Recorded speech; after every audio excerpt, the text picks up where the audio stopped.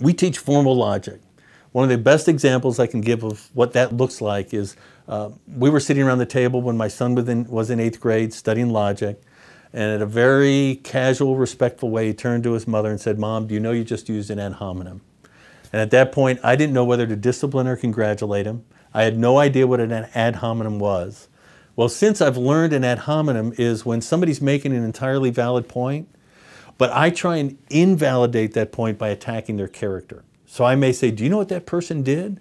What they did was wrong, and somehow that translates to the fact that the argument they're trying to make or the point they're trying to make isn't valid.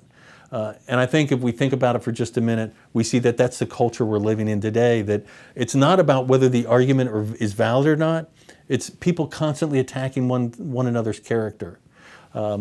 So I'm sitting there as both a father and as an educator thinking this is really incredible.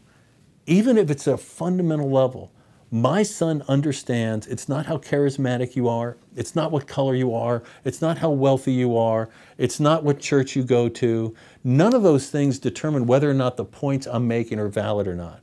We have actually trained our kids through logic to see logical fallacies when they're being proposed as truth, but also to be able to present arguments in such a way that they are valid.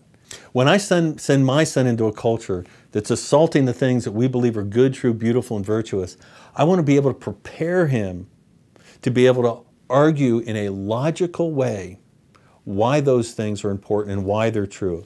And at the same time, when other things are presented as truth, that he's been given the ability to determine whether those arguments are actually valid or not. So that's Latin, that's logic. We also teach formal rhetoric. Rhetoric is the art of persuasive communication. We are literally training our kids how to communicate well. And when we talk about rhetoric, we talk about ethos, pathos, and logos. Ethos, is this a funeral or is it a wedding? And that makes a difference in how we communicate. Pathos, what is the environment I want to create? What are the words that I'm going to use? What's the nature of the conversation or the communication? And then logos, what are the specific words I'm going to use? So here you're literally training kids in 9th grade to understand how to communicate well, understanding their audience, understanding the situation that they're facing, and crafting their communication in a way that it's persuasive. So that's Latin, logic, and rhetoric. Another thing that is primary to a classical education is the use of Socratic teaching.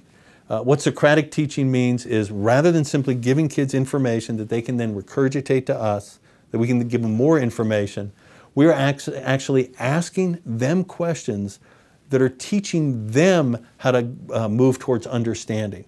Let me just kind of give a brief, silly example. Assume that we're in a kindergarten class, and I say to my kindergarten students, does anybody know what a jet ski is? And let's say that there's blank stares. Well, that's very easy. I can simply tell them what a jet ski is.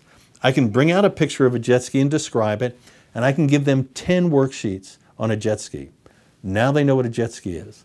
The problem that we would have that is it violates everything we believe to be true about even the youngest children. Even young children are asking good questions, are curious, are loving to learn, and are reasoning at ability higher than we give them credit for. A 4-year-old will ask, why is the sky blue? Where do babies come from? Did God create evil? That's always a fun one to answer. How can a bee sting a porcupine? How does a pilot know where to fly the airplane? If we believe these things are true about a child, let me take you back into my classroom and tell you how we leverage those. So I'm going to ask the same question. Does anybody know what a jet ski is? Let's say there's blank stares. Rather than me just telling them what they should know, I'll do the following. Does anybody recognize a word? Little Billy raises his hand. I do, Mr. Bauer. I recognize the word jet. Great. What can you tell me about a jet? Sally raises her hand. Well, when we go on vacation, we get a ticket, we get on the airplane, and we take off. You take off? How do you take off? Another student raises their hand. Oh, Mr. Bauer, you know, a jet has engines. What's an engine do? Listen carefully to this. Even the youngest child might say something along the lines of, you know, the engine pushes the jet like when I push my big brother in a wagon. do you understand that that metaphor is a higher level of thinking? It's not, Daddy, the truck is red and the tomato is red. It's, Daddy, that truck is just like a tomato. That's a higher level of thinking, and that's a 4-year-old. So in understanding those things and in asking questions, students at an age-appropriate level have told me what a jet is, what propulsion is, what an engine is, what flying is, and essentially what we've done is we've equipped those kids that 13 years later, when they get into Mr. Olin's engineering class, and he says, figure this out, our students go, you know what? We've been figuring this out on our own for 13 years. We know the right questions to ask. We know how to get information. We know how to parse that information into what's relevant and valid, and we know how to use it. So one of the things that's critical about that is as our kids go out into the world, they will face issues that we can't even imagine.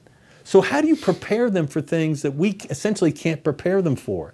And the answer is we've taught them how to ask good questions, how to get information about these issues, how to parse that information to what's relevant and valid, and then how to use it to respond to it in an appropriate way.